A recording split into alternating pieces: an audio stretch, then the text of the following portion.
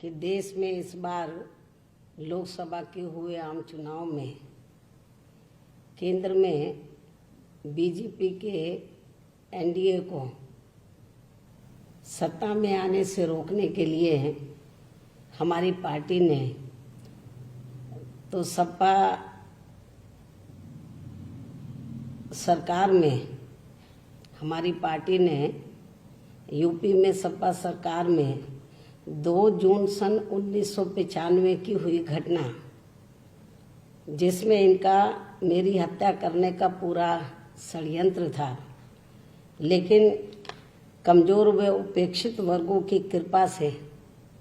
ये पार्टी उस समय अपने इस षड्यंत्र में कामयाब नहीं हो सकी। इसके साथ ही इन्होंने उस समय अपनी सरकार को बचाने के लिए बीएसपी के विधायकों के साथ की गई मारपीट व उनका किया गया अपहरण आदि ये सब किसी से छिपा नहीं है। लेकिन फिर इनकी ऐसा करने से हुआ क्या बाद में, लेकिन फिर इनकी इस गुंडागर्दी से इनकी सरकार चली गई थी और बीएसपी की फिर सरकार बन गई थी। किंतु इसे कभी भी ना भुलाने वाली घटना को भी भुलाते हुए हमारी पार्टी ने देश में खासकर संकीर्ण ताकतों को कमजोर करने के लिए सपा के साथ गठबंधन करके ये लोकसभा का आम चुनाव लड़ा था,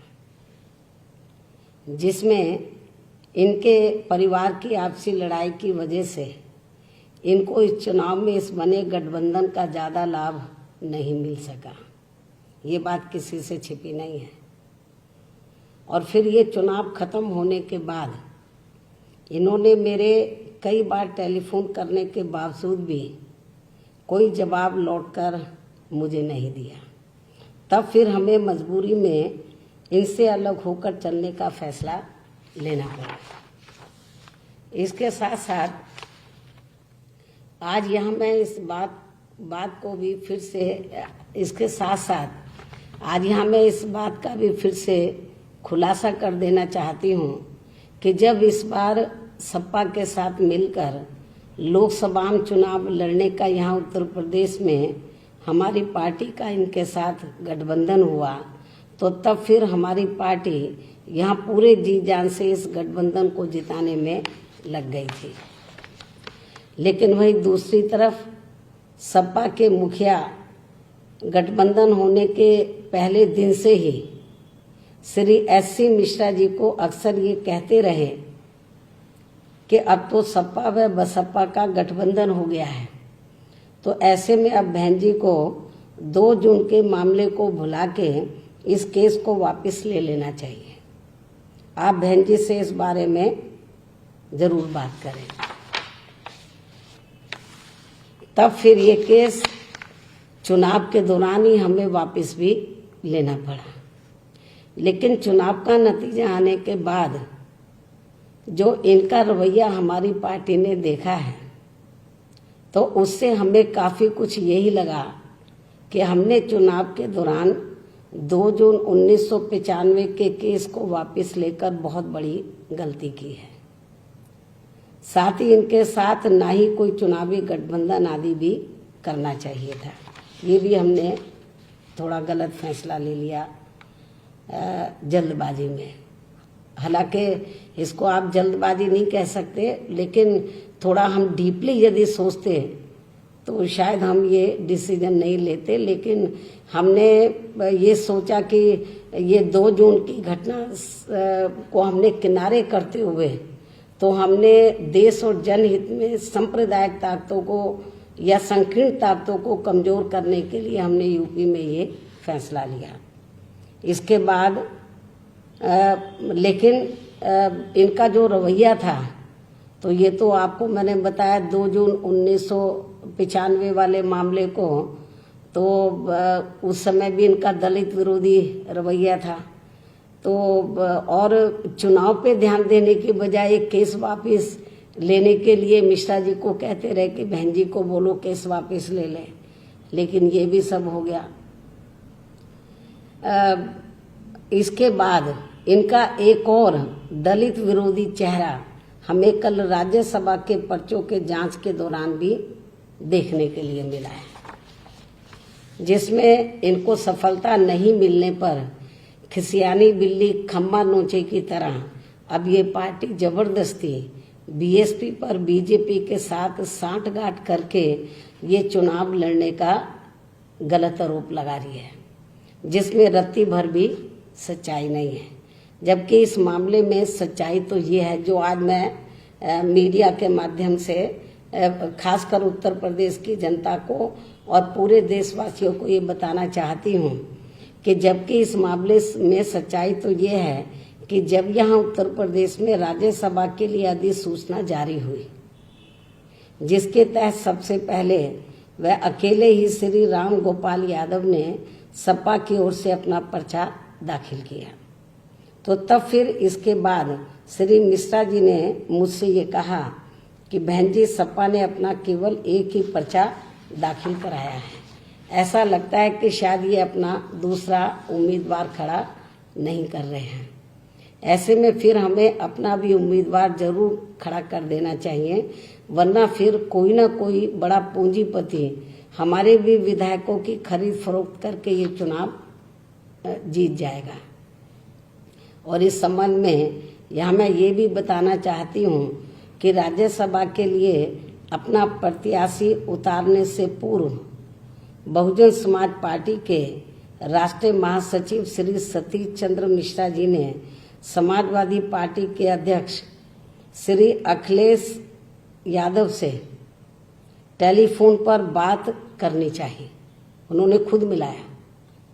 टेलीफोन पर बात करनी चाहिए, परंतु जब उनका फोन नहीं उठा, बेल जा रही थी, लेकिन जब उनका फोन नहीं उठा तब फिर इन्होंने इनके प्राइवेट सेक्रेटरी से भी फोन में बात की और कहा कि वो उनकी बात श्री अखिलेश से करा दें, जिस पर उनको जवाब में कहा गया बात करा दी जाएगी, किंतु बात नहीं कराई गई। इसके पश्चात फिर श्री मिश्रा जी ने श्री राम गोपाल यादव से फोन पर बात की और पूछा क्या समाजवादी पार्टी 2 सीटों पर नामांकन करेगी या सिर्फ 1 सीट पर। इस पर श्री राम गोपाल ने स्पष्ट रूप से ये कहा कि समाजवादी पार्टी सिर्फ 1 ही सीट पर ये चुनाव लड़ेगी। श्री मिश्रा जी ने उन्हें ये भी बताया कि अगर समाजवादी पार्टी 1 ही सीट पर ये चुनाव लड़ती है तो तब फिर ऐसी स्थिति में बहुजन समाज पार्टी अपना एक प्रत्याशी चुनाव में जरूर उतारेगी, वरना 10वीं सीट पर बीजेपी अपना प्रत्याशी अवश्य उतार देगी और फिर 9वीं सीट जीतने के लिए उनके पास पर्याप्त वोट न होने पर भी वो चुनाव जीत जाएंगे, इनका एक सपा का जीतने के बाद। जबकि दूसरी तरफ सारी विरोधी पार्टियों के वोट जोड़े जाएं तो बीजेपी के वोटों से कहीं अधिक होते हैं। इस वार्ता के बाद तब फिर बीएसपी ने उत्तर प्रदेश के ही लखीमपुर खीरी जिले के मूल निवासी श्री रामजी गौतम को, जो दलित वर्ग से आते हैं, जिनको राजस्थान प्रदेश की वर्तमान कांग्रेसी सरकार के चलते हुए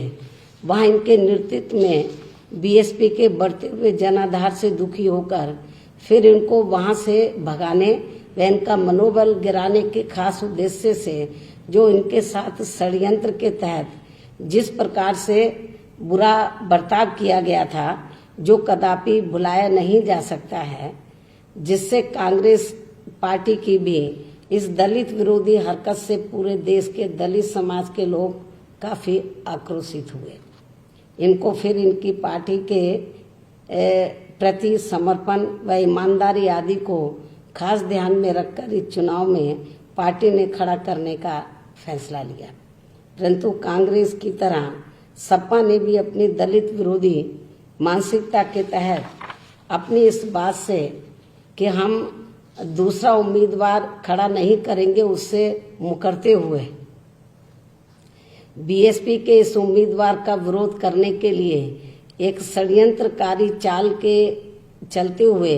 नामांकन के आखिरी कुछ ही मिनटों में या घंटों में, कुछ ही मिनटों में एक निर्दलीय उम्मीदवार को पर्चा भरवाने का काम किया और उसके पश्चात दिनांक 28/10/2020 को नामांकन पर्चे की जांच के समय बहुजन समाज पार्टी के 4 विधायकों की खरीद फरोख्त करके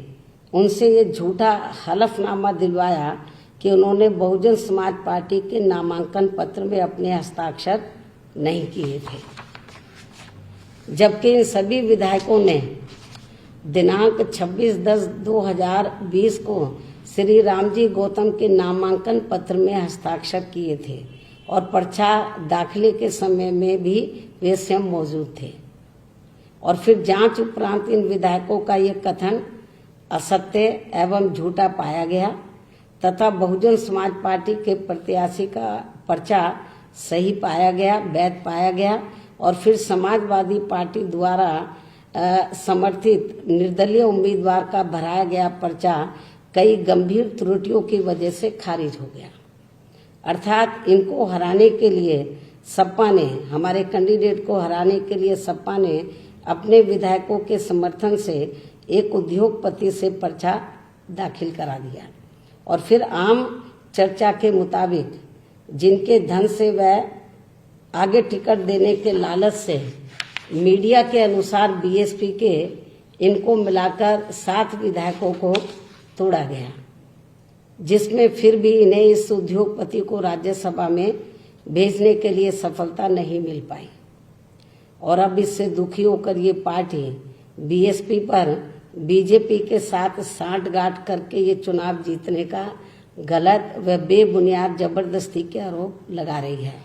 किंतु इनकी ये घिनौनी हरकत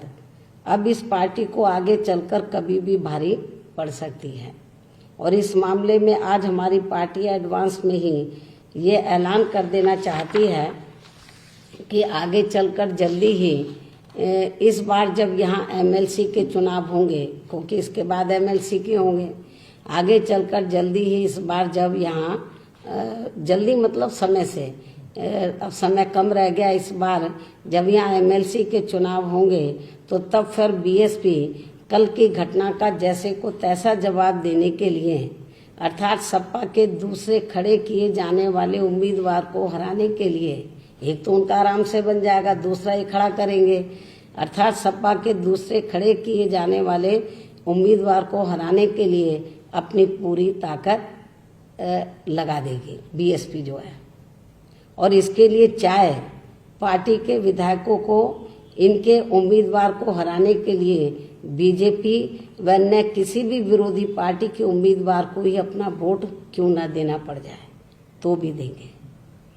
अर्थात जो भी पार्टी इनके दूसरे उम्मीदवार को, यानी कि सपा के दूसरे उम्मीदवार को हराने के लिए भारी पड़ेगी तो उसे हम अपने विधायकों का वोट जरूर दिलाएंगे।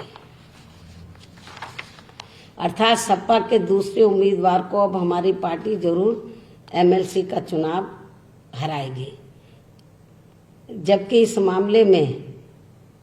यूपी के लोगों को ये मालूम है, शायद इसे नहीं मालूम है तो इसको भी मैं आज बता देना चाहती हूँ। सपा के मुखिया को, अखिलेश को ये मैं बता देना चाहती हूँ, जबकि इस मामले में यूपी के लोगों को ये मालूम है और सपा के मुखिया को भी ये मालूम होना चाहिए कि सन 2003 में इन्होंने बीएसपी के, जब मैंने खुद गवर्नमेंट छोड़ दी थी तो उसके बाद सन 2003 में इन्होंने बीएसपी के, यानी कि सपा ने बीएसपी के 38 एमएलए तोड़कर अपनी सरकार बना ली थी।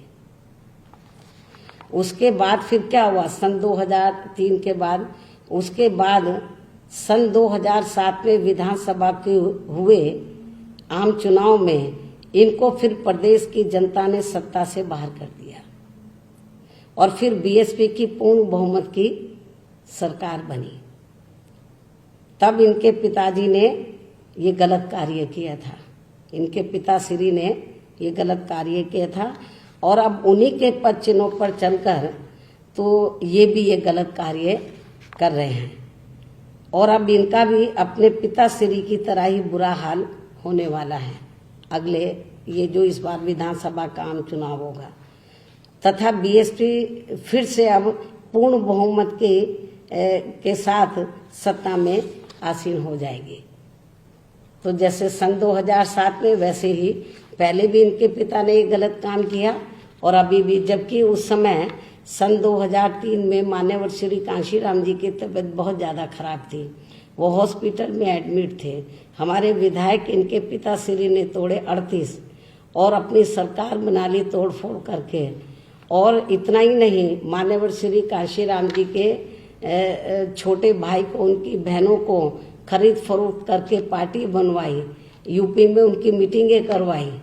और उसके लिए श्री R.K. चौधरी को अधिकृत किया, पंजाब में जाना, इधर जाना, केस लड़ना, क्या नहीं कुछ किया, लेकिन हुआ क्या, जनता देख रही थी। और सन 2007 में तो फिर बीएसपी पूर्ण बहुमत के आधार पर सत्ता में आई और समाजवादी पार्टी सत्ता से बाहर हो गई और अब इनका भी यही हाल होने वाला है। इतना ही नहीं, बल्कि मीडिया के मुताबिक बीएसपी के जिन 7 विधायकों ने सपा द्वारा निर्दलीय के रूप में खड़े किए गए एक उद्योगपति को उनके धन व सपा के टिकट के लालच में आकर जिस अपनी मूल पार्टी बीएसपी से चुनकर गए थे उसके साथ विश्वासघात किया और अब उन्हें पार्टी विरोधी ऐसे जो जिन्होंने विश्वासघात किया, अब उन्हें पार्टी विरोधी गतिविधियों में लिप्त होने के कारण आज तत्काल प्रभाव से पार्टी से निलंबित कर दिया गया है, जिनके नाम चौधरी असलम अली, श्री हरगोविंद भार्गव, मोहम्मद मुस्तफ़ा सिद्दीकी, श्री हाकिम लाल बिंद, मोहम्मद असलम रायनी, श्रीमती सुषमा पटेल व श्रीमती वंदना सिंह है। इसके साथ साथ इनके बारे में पार्टी के सभी पदाधिकारियों को ये भी निर्देशित किया गया है, ये जो 7 विधायक हैं, तो इनके बारे में पार्टी के सभी पदाधिकारियों को, छोटे बड़े पदाधिकारियों को ये भी निर्देशित किया गया है कि आज से अब इन विधायकों को पार्टी के किसी भी कार्यक्रम में नहीं बुलाया जाएगा। साथ ही इन सभी को ये भी सूचित किया जाता है कि इनके दूसरी पार्टी में जाते ही इन सभी विधायकों के विरुद्ध दल बदल कानून के तहत इनकी सदस्यता इनके सूचित किया जाता है कि इनके दूसरी पार्टी में जाते ही इन सभी विधायकों के विरुद्ध दल बदल कानून के तहत इनकी सदस्यता खत्म करने की कार्रवाई तुरंत की जाएगी। और या अन्य और भी कोई कारण रहा जिसमें दल बदल कानून का ये उल्लंघन करते हैं, चाहे वो शामिल हो जाए या नहीं भी हो, दल बदल कानून का उल्लंघन करते हैं तो तब भी इनके खिलाफ इस कानून के तहत बीएसपी द्वारा तुरंत कार्रवाई की जाएगी तथा भविष्य में अब इन्हें, ये जो 7 विधायक है, तथा भविष्य में अब इन्हें बीएसपी से कभी भी कोई भी चुनाव नहीं लड़ाया जाएगा। इसके साथ ही जिस जाति, समाज व धर्म के ये विधायक हैं तो उनकी जाति व समाज व धर्म के लोगों को ही अधिकांश उनके विरुद्ध में चुनाव में उतारा जाएगा, इनके विरोध में चुनाव में उतारा जाएगा। लेकिन इसके साथ साथ यहाँ मैं इन विधायकों के मामले में इनके समाज के लोगों को ये भी कहना चाहूँगी कि जिस भी जाति, समाज व धर्म के ये विधायक हैं तो इनके पार्टी विरोधी कार्यों की सजा इनकी समूची जाति, समाज व धर्म के लोगों को नहीं दी जाएगी, बल्कि उन्हें पार्टी में अभी तक की तरह ही आगे भी हर स्तर पर पूरा मौका व आदर सम्मान भी दिया जाएगा। खासकर मुस्लिम समाज के लोगों को आगे भी बढ़ावा देने में पार्टी द्वारा कोई भी कसर नहीं छोड़ी जाएगी, चाहे खासकर कांग्रेस व सपा आदि के लोग इनको बीएसपी से अलग करने के लिए कितने भी घिनौने हथकंडे क्यों ना इस्तेमाल करते रहें। और अब मेरा संक्षेप में यही कहना है कि यूपी में इस बार के राज्यसभा चुनाव में भी सपा की घिनौनी बीएसपी विरोधी राजनीति ही नहीं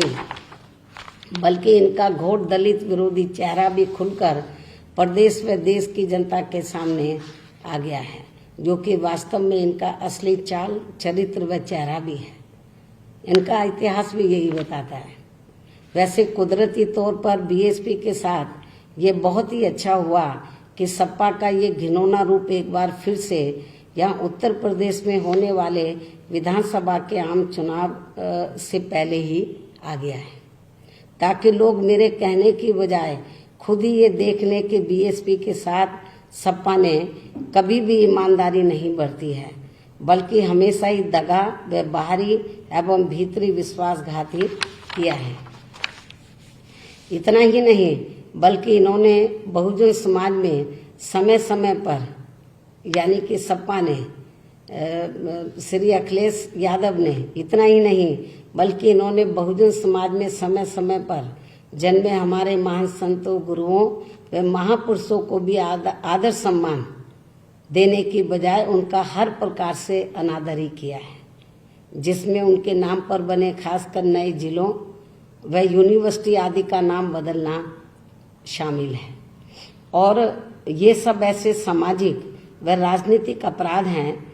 जिन्हें ना तो कभी भुलाया जा सकता है और ना ही बीएसपी के आत्मसम्मान व स्वाभिमान से जुड़े लोग कभी भी माफ इन्हें कर सकते हैं। इन्हीं जरूरी बातों के साथ ही अब मैं अपनी बात यहीं समाप्त करती हूँ। और आज मैंने कल जो भी कुछ हुआ है उसके बारे में सही तथ्य मैंने मीडिया के माध्यम से खासकर उत्तर प्रदेश की जनता के सामने रखे हैं, पूरे देशवासियों के सामने रखे हैं। और मुझे पूरी उम्मीद है कि कल जो इनकी विफलता हुई है, जो इन्होंने दलित विरोधी जो चेहरा इनका सामने नजर आया है पूरे देश की जनता को, तो मुझे पूरी उम्मीद है कि सन 2007 की तरह जैसे इन्होंने 3 में हमारे 38 विधायक तोड़े, तो सन 2007 में ये साफ हो गए थे। अब इनका फिर से इनका भी हालत फिर से ऐसी होने वाली है। हमारी पार्टी के कुछ लोगों को जो निकाले हुए हैं, पार्टी के लोग जो पार्टी विरोधी गतिविधियों से के कारण निकाले हुए हैं, बीएसपी के रिजेक्टेड लोग हैं जिनको निकाला हुआ है। अब काम कुछ बचा नहीं है, उनको आए दिन प्रेस बुलाकर कि ये है फलाना, ये है, इसने बीएसपी छोड़कर सपा ज्वाइन कर ली है, उनके साथ 1-2 और दूसरी पार्टियों का नाम ले लेते हैं। तो मेरे ख्याल इनको शायद इतिहास की जानकारी नहीं है। तो जो 38 एमएलए जो इन्होंने तोड़े थे उनका क्या हाल हुआ और इनके पिता श्री का क्या हाल हुआ सन 2007 के चुनाव में, इनको मालूम होना चाहिए। तो इनको लंबी राजनीति यदि करनी है तो ऐसा कोई गलत काम नहीं करना चाहिए जिससे राजनीतिक क्षेत्र में इनका इमेज खराब हो, क्योंकि जोड़ तोड़ की राजनीति कभी टिकाऊ नहीं होती है। इससे ऊपर उठकर तो इनको एक आइडियोलॉजी के आधार पर, मेरे ख्याल डॉक्टर राम मनोहर लोहिया की ये बार बार बात करते हैं, क्या उनके आदर्शों पे चलते हैं? यदि उनके आदर्शों पर चले तो उन्होंने कभी नहीं बताया कि जो ये हरकतें कर रहे हैं और खास तौर से वीकर सेक्शन के मामले में दलितों को के साथ जो अपमान कर रहे हैं, जो उनकी उपेक्षा कर रहे हैं, मेरे ख्याल ये ऐसा कभी उन्होंने नहीं किया था। और इतना ही नहीं, मैं ये भी बताना चाहती हूँ, ये मैंने जो गलत फहमी थी कि भी उन्होंने हमसे बात नहीं की, श्री मिश्रा जी ने खुद कई बार इनको टेलीफोन मिलाया इस दूसरी सीट के बारे में, और जब नहीं उठाया इनके प्राइवेट सेक्रेटरी को बोला। आज मैं मीडिया के माध्यम से यूपी के समूचे ब्राह्मण समाज को ये कहना चाहती हूँ कि माननीय श्री सतीश चंद्र मिश्रा जी, उनका लंबा तजर्बा है, वो टॉप के वकील हैं, राजनीति में भी उनका अच्छा अनुभव है, लेकिन इन्होंने उनसे उनके टेलीफोन को नहीं उठाया, उनसे बात नहीं की, उनके पीए ने बात नहीं कराई। तो ऐसा करके उन्होंने मिश्रा जी का ही अपमान नहीं किया है, बल्कि पूरे उत्तर प्रदेश में ब्राह्मण समाज का अपमान किया है। तो मुझे पूरा भरोसा कि ब्राह्मण समाज इसकी सजा तो जब यूपी में विधानसभा का आम चुनाव होगा इनको जरूर देगा, मुझे ये पूरा भरोसा है। तो इसलिए लोगों को इसका असली चेहरा सामने नजर आ गया। तो जो इधर उधर की बातें करते हैं कि हम ये कर देंगे, स्टैचू लगा देंगे, मेरे ख्याल सपा सरकार में सबसे ज्यादा लॉ एंड ऑर्डर खराब था, माफिया राज था, गुंडा राज था। और ब्राह्मण समाज दलित को तो ये कुछ समझते ही नहीं थे, दलित और अति पिछड़े वर्ग के लोगों को और मुस्लिम समाज के लोगों को। और इतना ही नहीं, ब्राह्मण समाज के लोगों का तो इतना बुरा हाल था, आए दिन हत्याएं होती रहती थी। लेकिन अब वो, क्योंकि वर्तमान बीजेपी की सरकार भी लॉ एंड ऑर्डर को कंट्रोल नहीं कर पा रही है, हालत बहुत ज्यादा खराब है। लेकिन बीजेपी के ऊपर उंगली बीएसपी उठाए तो अच्छा लगता है। लॉ एंड ऑर्डर को लेकर बीएसपी उंगली उठाए बीजेपी के शासनकाल को लेकर, क्योंकि जब मेरी सरकार थी तो मैंने लॉ एंड ऑर्डर बढ़िया दिया, अच्छी सरकार दी, कानून द्वारा कानून का राज कायम किया। लेकिन सपा की हुकूमत में क्या हुआ सबको मालूम है। तो गुंडों और बदमाशों का रास्ता तो ये दूसरों को सलाह दे, मैं सलाह दूं तो लोग मानेंगे, लेकिन सपा की गवर्नमेंट में कितना बुरा हाल था ये किसी से छिपा नहीं है। गुंडों और बदमाशों का राज था, माफियाओं का राज था। तो मेरे ख्याल इसलिए तो ये बौखलाए हुए हैं सपा के लोग, और ये सोचने कि जोड़ तोड़ करके ये पावर में आ जाएंगे, तो ये इनको अपने पिताश्री से जरूर सीख लेना चाहिए। इस बात को मैं फिर से दोहराना चाहती हूँ। अंत में इसका जो रिजल्ट आता है वो खराब आता है। तो मेरे ख्याल, और जो ये गलत फहमी पैदा कर रहे थे कि भाई हमने किसी के दबाव में आकर ऐसा किया, ऐसा नहीं, हमने इनको पूरा मौका दिया था। सही बात तो ये है कि हम तो ये सोच रहे थे कि ये श्री राम गोपाल को खड़ा कर रहे हैं तो शायद ये अपनी औरत को खड़ा करेंगे, अपनी वाइफ को। वो चुनाव हार गई थी। मैंने मिश्रा जी को यही कहा कि देखो वो चुनाव हार गई थी, यदि वो अपनी औरत को लाते हैं दूसरा कैंडिडेट बनाकर, तो फिर हमें अपना कैंडिडेट नहीं खड़ा करना चाहिए, उनको जिताना चाहिए। ये हमने फैसला ले लिया था। हमने पार्टी के अंदर हम लोग सोच रहे थे कि नहीं, उनको जिताना चाहिए। तो लेकिन उन्होंने तो टेलीफोन ही नहीं उठाया। मिश्रा जी का नहीं, पूरे ब्राह्मण समाज का अपमान किया। और जब ये लोकसभा चुनाव का रिजल्ट आया, जब मैंने सोचा कि भी चलो जो भी कुछ रिजल्ट आ गया है तो हमें आगे बढ़ना चाहिए, हिम्मत और हौसले से, मायूस होकर घर नहीं बैठना चाहिए। मैंने इनको समझाया, फिर इनसे मैंने बातचीत भी की, मतलब बातचीत करने के लिए कई बार टेलीफोन मिलाया, लेकिन उन्होंने बातचीत नहीं की। ऐसे थोड़ी ना राजनीति चलती है। तो इसलिए मेरा यही कहना है कि ये जो गलत किस्म का प्रचार करके तो ये बीएसपी को की ये छवि को खराब करना चाहे, मेरे ख्याल उत्तर प्रदेश की जनता इन सारी बातों को समझती है। तो जो कुछ भी कल घटनाक्रम हुआ है तो मेरे ख्याल सही तथ्य तो मैंने मीडिया के माध्यम से उत्तर प्रदेश की जनता, पूरे देश की जनता के सामने रखे हैं। मुझे पूरी उम्मीद है कि जनता बिल्कुल भी इनके जो ये गलत प्रचार कर रहे हैं इनके बहकावे में नहीं आएगी। इन्हीं जरूरी बातों के साथ ही मैं अपनी बात यहीं समाप्त करती हूँ। धन्यवाद।